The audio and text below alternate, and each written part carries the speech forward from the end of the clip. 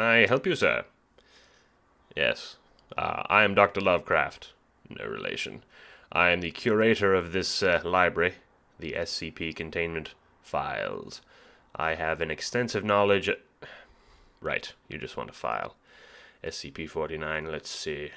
What clearance level are you? Oh, come now, I'm going to need a documentation if you're going to claim something like that. Right, let's see here. Alright, looks like everything's in order. SCP-49. There you are. Enjoy. You want me to read it to you? Do I look like a schoolmom to you? I can't just read something to every Tom, Dick, and Larry who comes in. You can't read. Why are you in a library if you can't read? Very well. I suppose you've called my bluff. There isn't actually anything better I have to do today, since you see I keep this library meticulously clean. Alright, let's see. Item number, SCP-49. Object Class, Euclid. Special Containment Procedures. SCP-49 is contained within a standard secure humanoid containment cell in Research Sector 2 at Site-19. SCP-49 must be sedated before any attempts to transport it. During transport, SCP-49 must be secured with a Class 3 humanoid restriction harness, including a locking collar and extension restraints, and monitored by no fewer than 2 armed guards. While SCP-49 is generally cooperative with most Foundation personnel, outbursts or sudden changes in behavior are to be met with elevated force. Under no circumstances should any personnel come into direct contact with SCP-49 during these outbursts. In the event that SCP-49 becomes aggressive, the application of lavender has been shown to produce a calming effect on the entity. Once calmed, SCP-49 generally becomes compliant and will return to containment with little resistance. Did you know that lavender is usually used in aromatherapy? No, that's not part of the file. I just thought it was an interesting little bit of flavor, but since you're a Philistine, I suppose I shall continue. In order to facilitate the ongoing containment of SCP-49, the entity is to be provided with the corpse of a recently deceased animal, typically a bovine or another large animal, once every 2 weeks for study. Corpses that become instances of SCP-49-2 are to be removed from the containment cell and incinerated. SCP-49 is no longer permitted to interact with human subjects, and requests for human subjects are to be denied. Temporary Containment Procedure Update. See Addendum 49.3 per Containment Committee Order... Oh, goodness. Do I really have to read the whole order number to you? These things are so long. Thank you. SCP-49 is no longer permitted to interact directly with any members of Foundation staff, nor is it to be provided with any additional corpses to be used in its surgeries. This order shall persist indefinitely until such a time when a consensus regarding the ongoing containment of SCP-49 can be reached. Description: SCP-49 is a humanoid entity, roughly 1.9 meters in height, which bears the appearance of a medieval plague doctor. While SCP-49 appears to be wearing thick robes and a ceramic mask indicative of that profession, the garments instead seem to have grown out of SCP-49's body over time. There's a footnote here, let's see. Do you care about the footnotes? Of course you do. Footnote says, the robes and gloves are identical to a thick hide built up on the skin, while the mask is composed of chitin growing out of the bones of the face. Alright. And are now neatly indistinguishable from whatever form is beneath them. X-rays indicate that despite this, SCP-49 does have a humanoid skeletal structure beneath its outer layer. Interesting. SCP-49 is capable of speech in a variety of languages, though tends to prefer English or medieval French. Who wouldn't? Let's see, there's another footnote. What's it say? This is so exciting. The entity claims to have originated in 15th century France, although admits that he is particularly well-traveled. While SCP-49 is generally cordial and cooperative with Foundation staff, it has become especially irritated at times, or outright aggressive if it feels that it's in the presence of what it calls the pestilence. Although the exact nature of the pestilence is currently unknown to Foundation researchers, It does seem to be an issue of immense concern for SCP-49. SCP-49 will become hostile if individuals it sees as being affected by the pestilence, often having to be restrained should it encounter such. If left unchecked, SCP-49 will generally attempt to kill any such individual. SCP-49 is capable of causing all biological functions of an organism to cease through direct skin contact. How this occurs is currently unknown, and autopsies of SCP-49's victims have invariably been inconclusive. How ominous.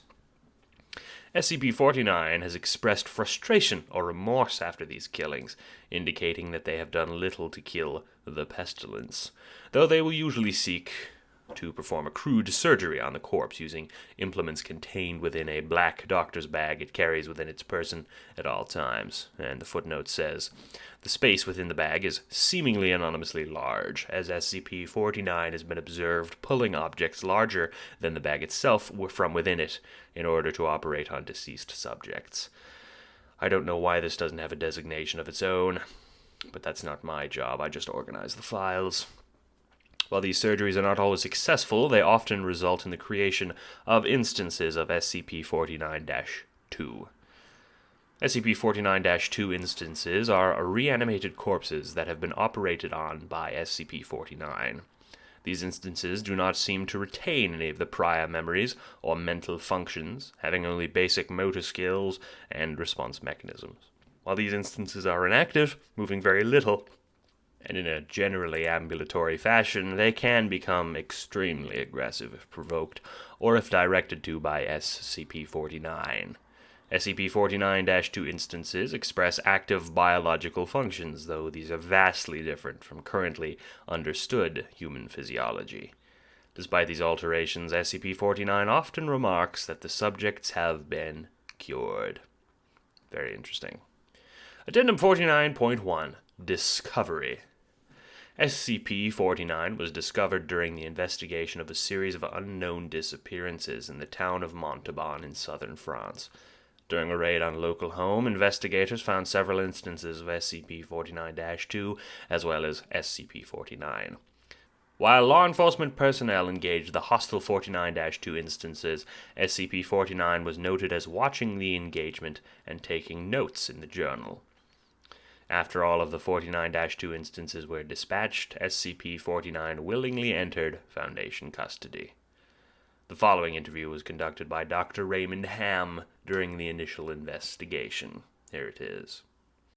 Alors, une introduction. What is that, French? Can we get a translator in here, please?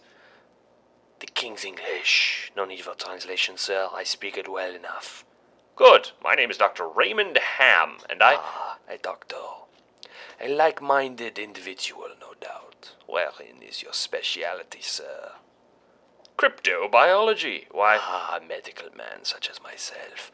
Wonders abound. And here I worried I'd been abducted by common street thugs. So, this place then. This is your laboratory? I had wondered, clean as it is, and with such little trace of the pestilence here. The pestilence? What do you mean? The scourge, the great dying. Come now, you know the, what do they call it? No matter. The pestilence, yes. It abounds outside these walls, you know. So many have succumbed, and so many more will continue to, until such a time as the perfect cure can be developed. Fortunately, I am very close. It is within my duty in life to rid the world of it, you see. The cure to end all cures. When you say the great dying, are you talking about the bubonic plague? I don't know what that is. I see. Right, well, the entities our agents encountered at that house, they were dead when you encountered them, yes? And you reanimated them. In a manner of speaking. You see things too simply, Doctor. Expand your horizons. Life and death, sickness and health. These are amateur terms for amateurs. There's only one ailment that exists in the world of men, and that is the pestilence, and nothing else. Make no mistake, they were very ill, all of them. You think you cured these people? Indeed. My cure is most effective. The things we recovered weren't human. Yes, well, it's not a perfect cure, but that will come with time. And further experimentation. I've lived a lifetime developing my methods, Dr. Ham, and I will spend a lifetime more if necessary. Now we've wasted too much time. There's work to do. I will require a laboratory, one where I can continue my research unimpeded. And assistance, of course, so I can provide those on my own time. I don't think our organization will be willing to. Nonsense. We are all men of science. Fetch your coat and show me to my quarters, Doctor. Our work begins now. Oh, is it over? Do you still want me to read the rest? Right. There's an interviewer's note here. While SCP-49 is capable of communicating in a very human way, there is a strange sense of unease that one experiences when in its presence. Make no mistake. There is something very uncanny about this entity indeed. Additionally, we've confiscated the pointed stick that SCP-49 keeps waving around. Part of this was due to a standard confiscation protocol for the possessions of anomalies, and part because 049 really is a menace swinging around like it does. The entity was displeased at first, but after we made some concessions in providing it with test subjects, which are admittedly more for the benefit of our own research, it warmed up to the idea. Addendum 49.2. The Observation Log. While in containment at Site-19, SCP-49 has spent a considerable amount of time studying and performing surgery on the various mammalian corpses it had been provided. SCP-49 will routinely spend several days performing surgery, and then, regardless of whether or not the corpse becomes an instance of SCP-49-2, spending several more days documenting its findings in a thick leather journal stored within its doctor's bag. SCP-49 will often seek to share its findings with the members of the Foundation staff. The following is a log of several occasions in which SCP-49 was observed operating on a mammalian corpse. Observational Log 49.OL.1 Summary. Subject, SCP-49. Preface. A test subject, D85123, was introduced to SCP-49's containment cell. The entity expressed sincere gratitude to all members of the containment research staff. Observation notes. SCP-49 began asking D85123 several standard medical questions as it began removing tools from the bag. Shortly after finishing its preparations, SCP-49 quickly closed the distance between the two, killing the subject with a touch to its throat. Afterwards, SCP-49 made a number of considerable alterations to the basic structure of the subject's corpse, often introducing fluids from the bag into the subject by way of a hand-powered pump and copper tubing. The resulting SCP-49-2 instance became animated, flailing and grasping at the outer walls to the chamber with a number of manufactured limbs while moaning out of an oblong orifice now present in its sternum. During this time, SCP-49 was observed taking notes of the instance in its journal and remarking to the watching research staff about the efficacy of its cure. Security personnel entered the chamber to move SCP-49 back to containment and were attacked by the instance. The security team dispatched 49.2, and SCP-49 returned to containment with no resistance, stating it was pleased with the results. Observational Log 49.OL.2 Summary. Subject, SCP-049. Preface. SCP-49 was provided a corpse of a recently deceased goat. SCP-49 expressed gratitude at the provision. Observation notes. SCP-49 operated on the goat corpse for several days, eventually resulting in an instance of SCP-49-2. 49 expressed pleasure in this outcome, though admitted the disease is still in its nascent stage. My veterinarian practice is rudimentary, but the patient responded well to the procedure. Observational Log 049.OL.3 Summary. Preface. SCP-49 was provided the corpse of a recently deceased orangutan. SCP-49 expressed noted gratitude at the provision due to the similarities between the orangutan and common human physiology. SCP-49 spent several days operating on it, reanimating it several times. However, SCP-49 appeared to be discontent with the results it experienced, returning the creature 3 times after its initial reanimation for additional work. After it was unable to reanimate the corpse a 5th time, SCP-49 turned the corpse over to Foundation staff for incineration, stating, "I've learned so much from this, though I fear my optimism was misplaced. I hadn't yet come across such a stumbling block on my road to the cure. More test subjects like this would do a great deal in advancing my research." Observational Log 49.OL.7 full. I couldn't actually find 4 through 6, I'm afraid. Subject, SCP-49. Preface. SCP-49 was provided the corpse of a recently deceased bovine. SCP-49 expressed mild annoyance at the provision, though accepted nonetheless. The footnote says, SCP-49 had stated its desire to work on human subjects several times between this occasion and the earlier provision of the orangutan, noting its discontentedness when they would not be provided. I don't know why they bothered to make that a footnote. Observation notes. SCP-49 spent several days operating on the bovine corpse, breaking only to dine on a requested meal of thin crackers, salted pork, and hard cheese. There's another footnote. SCP-49 has expressed that it does not require sustenance but enjoys it and feels the food helps to put it in the right mind to operate. That's fairly common amongst immortals, actually. Beginning first by embalming the corpse, SCP-49 was observed producing a number of long syringes from its bag, each containing a different dark viscous fluid. I don't know about you, old friend, but if I saw someone withdrawing syringes from a bag, No, that's not in the... Yes, well, I suppose I'll continue.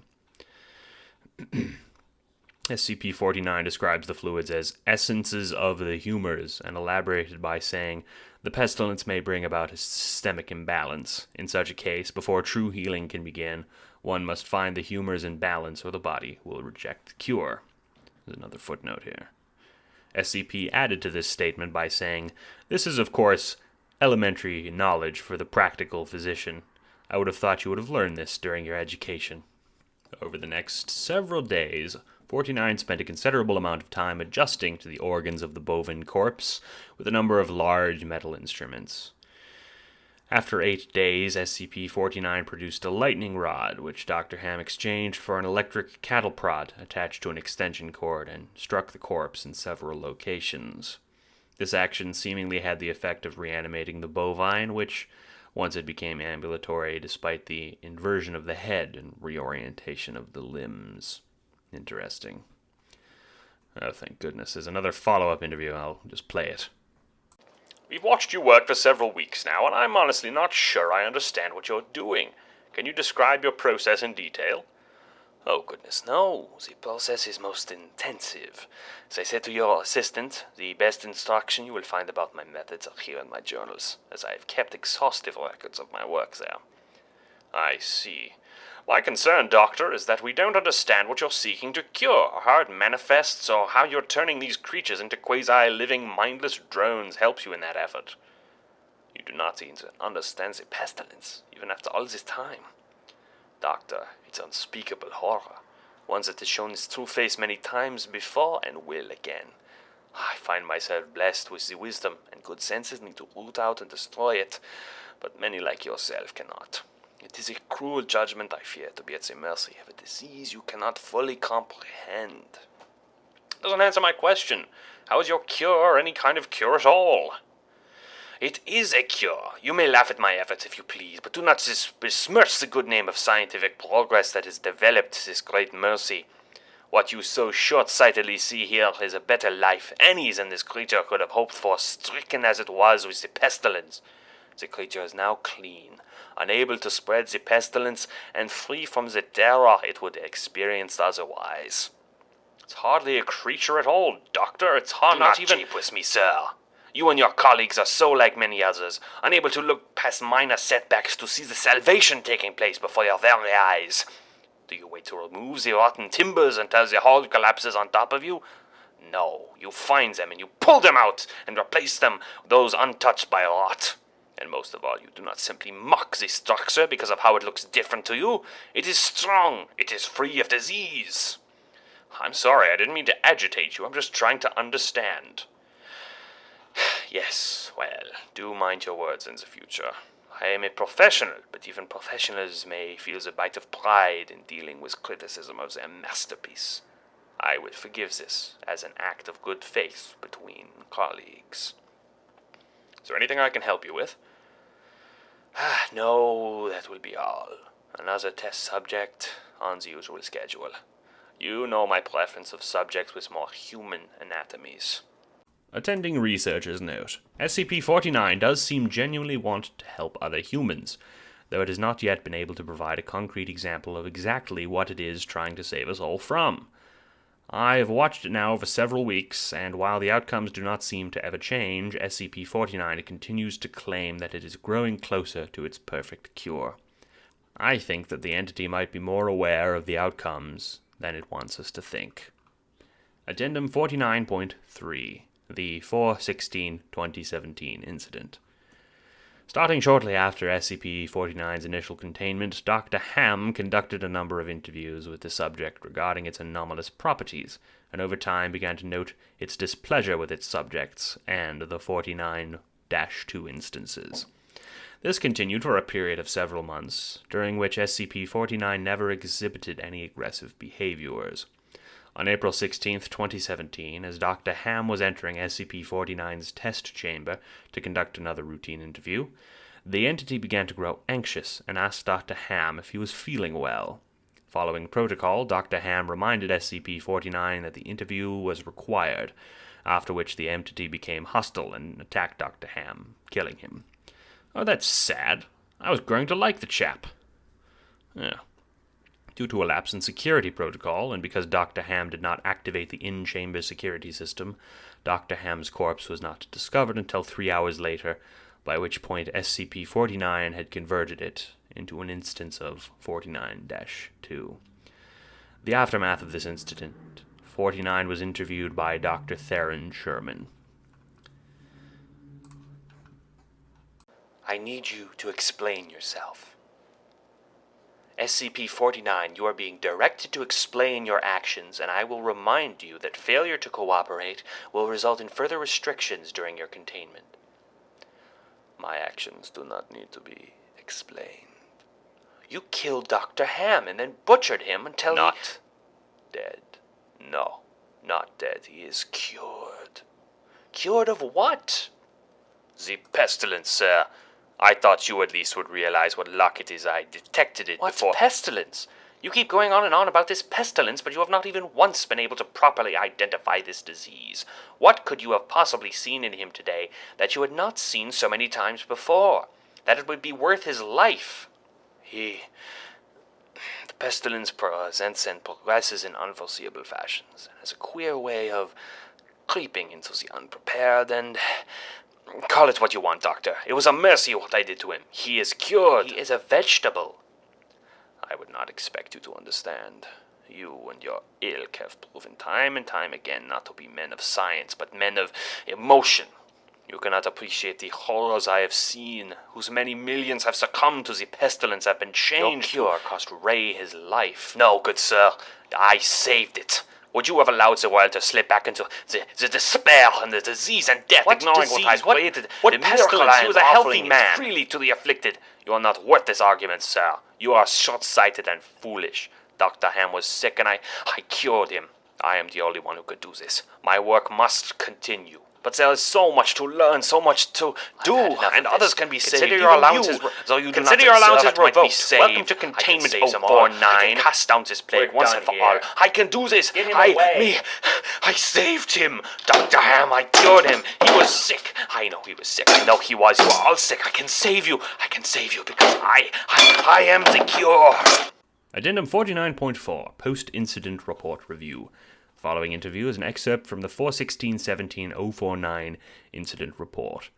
The interview was conducted by Dr. Elijah Itkin and took place 3 weeks after the start of the initial investigation.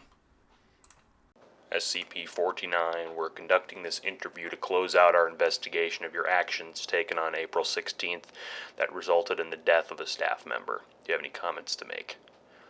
Only that I look forward to the day when you will allow me to resume my work. I have spent the last few weeks compiling my notes and constructing a new theory of how the pestilence was able to infect someone in such an insidious manner that I nearly couldn't detect it. Have you experienced any remorse for your actions, for the death of Dr. Ham? Ah, yes. Well, the death of a colleague is always regrettable, but in the face of the pestilence we must be swift, Doctor, and act without hesitation. Dr. Sherman noted in his report that you seemed to be mournful during your initial interview. Perhaps. I had not thought that it is lamentable that a fellow doctor became infected, but the work continues. Regrettable as it was, Dr. Ham's death provided important insight. Living human subjects are now the only way to proceed forward. I am decided. My cure is of little use on dead flesh, and I have gleaned all I can from my generous supply of corpses. My desires turn towards tending those still living who suffer from the disease. Well, I'm afraid you're going to be disappointed. Oh, Doctor, I wouldn't be so sure. Well, that's all. I suppose I should thank you for coming down here and killing my boredom for a little while. It's nice to read some of these things, and it gets awful lonely down here in the... Oh, you're gone. Right, well, back to my files.